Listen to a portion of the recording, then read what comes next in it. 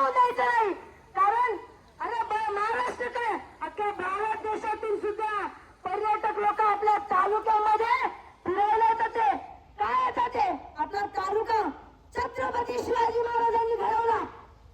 माझ्या आदिवासी मावळ्यांनी रक्ताचं पाणी केलं हा किल्ला वाचवण्यासाठी, हा तालुका वाचवण्यासाठी. आणि आज जर या तालुक्याकडे कोणी वाकड्या नजरेने बघायचं असेल तर आम्ही सर्वजण एकत्र येऊन त्यांना त्यांची वाट दाखवून देणार की नाही?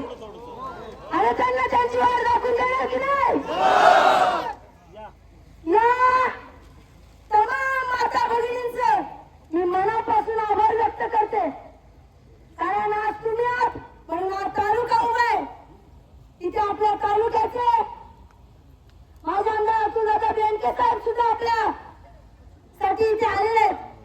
मगाशी झाला की आपल्याला या मोर्चासाठी गाढवा आणायला लागली. अरे त्याला आपली माणसांची भाषा कळत नाही म्हणून गाढवांनी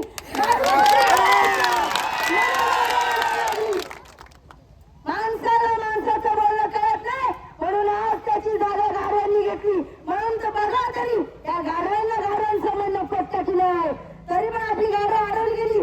पोलीस साहेब आमची विनंती आहे तुम्हाला, आमचं तुम्हाला आयुष्यभर सहकार्य, पण तुम्ही सुद्धा आम्हाला आमच्या संघर्षात सहकार्य केलं पाहिजे एवढीच आमची विनंती आहे. आम्ही आपला सर्व तालुका एक जर कोणाच्या नादी लागत नाही आणि जो नादी लागतो त्याला कधीच सोडायचं नाही. जाता जाता एकच मिळेल, ही वेळ आताशी सुरुवात आहे, ही फक्त सुरुवात आहे. अजून लढाई जिंकायची बाकी आहे, सुनावणी लढवायची बाकी आहे. जोपर्यंत सुनावणी लढवणार नाही तोपर्यंत आपण शांत बसायचं नाही. हा उलगुलान फक्त आदिवासी भागाचा नाही, हा उलगुलान संपूर्ण जुन्नर तालुक्याचा आहे. जोपर्यंत या प्रकल्पाची नामनिशाणी हटत नाही तोपर्यंत आपण शांत बसायचं नाही.